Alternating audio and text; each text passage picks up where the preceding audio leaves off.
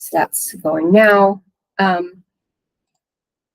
And so to just get started, as usual, we're going to start with voting on the minutes from the last meeting. You should have all received those last week. So does anyone have any requests or updates to the minutes?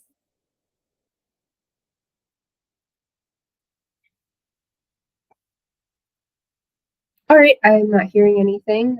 So I would like to request a motion from one of the members.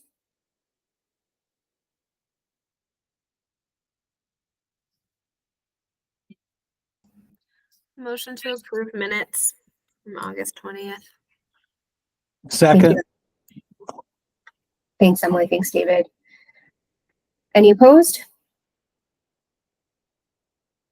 Okay, with that, the minutes have been approved. Thanks, everybody. Moving on. So today, mostly we are going to be talking about pediatric dental again, and having a little discussion on that, and then hopefully everyone will feel ready to vote at that point. So that's all we've got today. Hopefully we can make it quick too, get everybody back on with their days.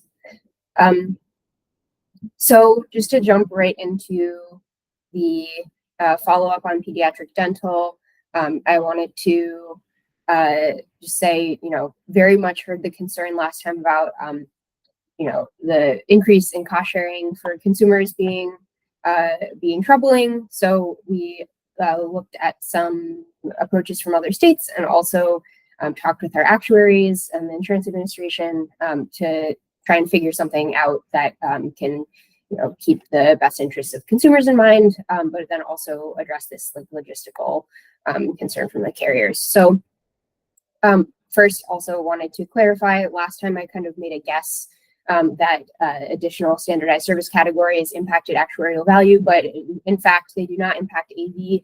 They may impact rates, however. So I just wanted to make that clarification clear up top. And then, so I looked at California and Washington, D.C., because they also have standard plans and can kind of compare to our own approach. So firstly, in California, they have so all of their plans are standardized. They don't have any non-standard plans on the exchange at all in California. So at each metal level, they have a copay plan versus a co-insurance plan. I'm not sure the details of who gets what plan, or if consumers can select. I'd have to talk with California about that. But in any case, it's helpful for us because we can compare their co-insurance plan to our approach, because we are using co-insurance for the dental plan, or for the pediatric dental benefit specifically, even though we are focused on copays and the rest of the standardized plans. So importantly, California has 4 categories for pediatric dental instead of 5, like we have. So their categories are diagnostic and preventative, which is free, which is the same for us in Maryland. Basic services, which is like class 2 in Maryland, is 20%, which is the same as we have as well. Then they have 1 category for major services where we have 2. So, and I have listed on the slide here the examples that they put in their design matrix. So all of these things are 50% co-insurance. And then for orthodontics, that's 50%. And that lines up with what we do as well. So the difference here in Maryland is that we split up major services. I think I can draw on the slide. This we split up into 2 categories, and that's what we're talking about right now. And other states only have 1 category for major services.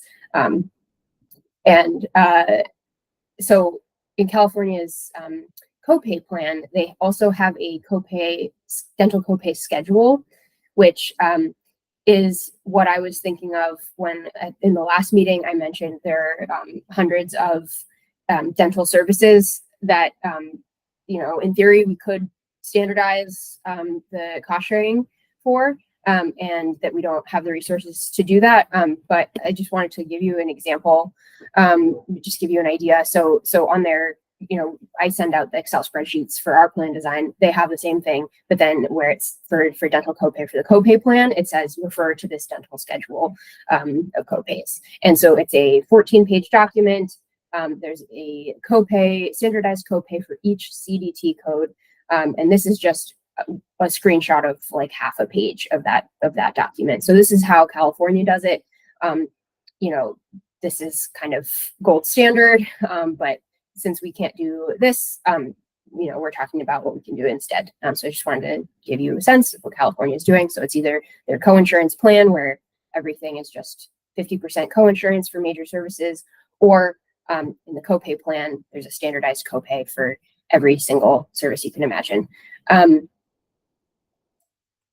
then in Washington, D.C., they also only have 4 categories instead of 5, like we have. So they also use copays for pediatric dental instead of co-insurance. So again, their diagnostic and preventative category is free, $0 cost sharing for the consumer. And here I have listed kind of they only have like 2 sets of copays. So it's the same for gold and silver versus for bronze. So I just have that listed here. So for basic services, the only service they have listed is an amalgam fill. And so that's the cost sharing for that. And then for major services, again, they have 1 whereas we have this split up into 2. And they have only 5 services that they have split out to specify the cost sharing. So it's kind of hard to tell how this would compare to the co-insurance. But this is how DC approaches it. They've got these 5 services they've standardized.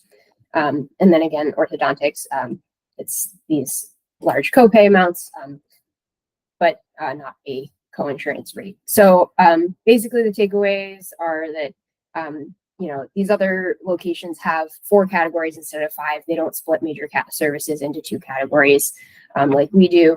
It's also on the plan and benefits template that the carriers have to fill out. Major services for pediatric dental there's only 1 spot for it. So it's challenging to figure out what to put there if we have 2 different cost sharing for the same category essentially.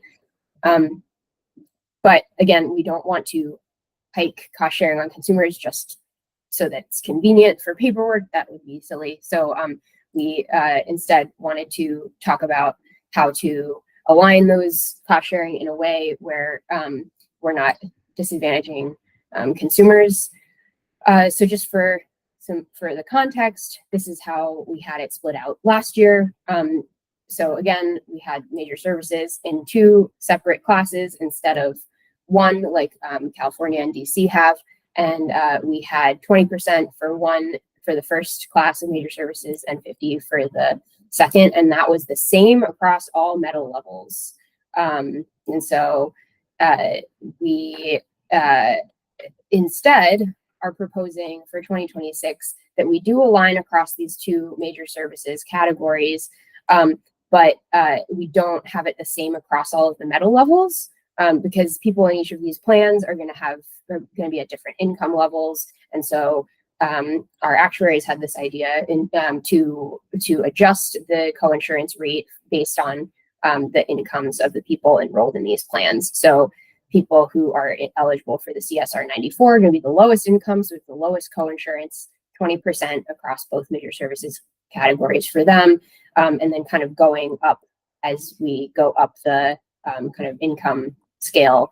And it is true that like someone who is in a base silver, their income is still low, or someone in a CSR 73, it's still very low income, but relative to the other categories, this, we thought that this was a compromise so that we could have kind of aligned cost sharing, but still, have it be lower for the people with the lowest incomes. Okay, so that's the proposal for pediatric dental. And here's the slide for voting. But before we move on to that, I just wanted to just see how people are feeling about this proposal.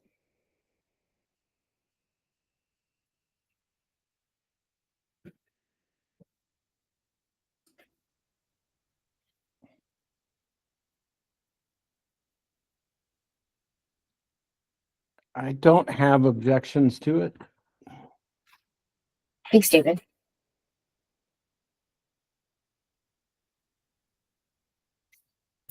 Same. This is Allison from Kaiser. No objections.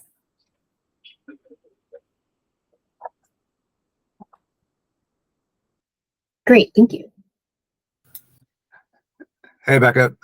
Thanks so much for folks going back and taking a look at this. I very much appreciate that, and I have no objection to where you landed. Thanks, Justin. Same for Matt from the league. We're good to go.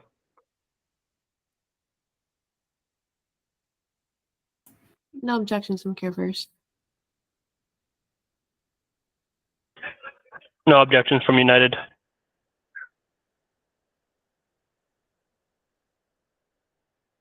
Okay, awesome. Thanks for all the comments.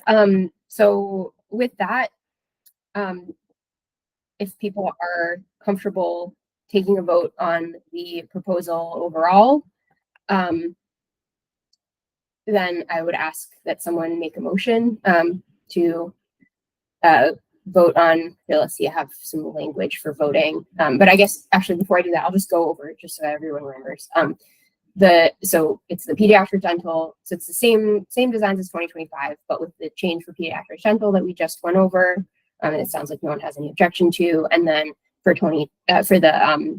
the lab services copays, we're reducing it to $55 for the bronze and $45 in the silver, 73 in base silver. And those are the only changes we're making for 2026 that are proposed. So how are people feeling? Anyone like to make a motion? Becca, this is Evelyn. I move to approve the draft plan designs as presented to the work group's recommendation for the plan year 2026 value plan. Second. Thanks, Evelyn and Emily. Any objections? Okay, all in favor? Aye. Aye. Aye. Aye. Aye. Aye. Great. Thank you so much, everyone. So the designs are approved. Thank you. Any additional public comments as we're wrapping up?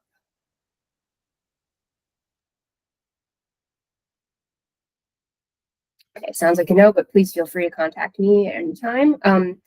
So as a reminder, these will be presented to the Standing Advisory Committee next week. Then I'll be sharing them with the board the following week. Oh, Michelle, yes. Michelle. Sorry, thanks so much. Becca, wanted to take a moment to really thank everyone on this work group. There's a lot of great, thoughtful discussion and input. And at the exchange, we rely on getting all the feedback from everyone and really take that seriously. So I greatly appreciate the work that's been done here and getting to this conclusion. And Becca, thank you for running a wonderful work group. Thanks, Michelle, for saying that. And yes, I really, really appreciate everyone's time for this work group, and just, yeah, couldn't do it without all of you. Evelyn, yes. Yes, Becca, I just want to say thank you to all the work you do behind the scenes, pulling this information together, and the hours that you spend being diligent about answering our questions and getting additional information as requested. That takes a lot of coordination and effort, and I really, really appreciate you. I've learned so much from you. Thank you, Evelyn, and thank you to Evelyn and Emily, our co-chairs. It's been really helpful to be able to chat with them before work group meetings, and just make sure that I'm preparing for these meetings as best I can and get their feedback. So yeah, thank you to the co-chairs, thank you to all of the members here. just really, really appreciate it. And I'll, look forward to working with you all in the future as well. So that's all I have for the meeting. And I'll be in touch once the actual value calculator comes out. And yeah, I hope you all have a great start to your fall. Thank you. Thank you. Thank you. Thank you, Becca. Have a good one. Thanks.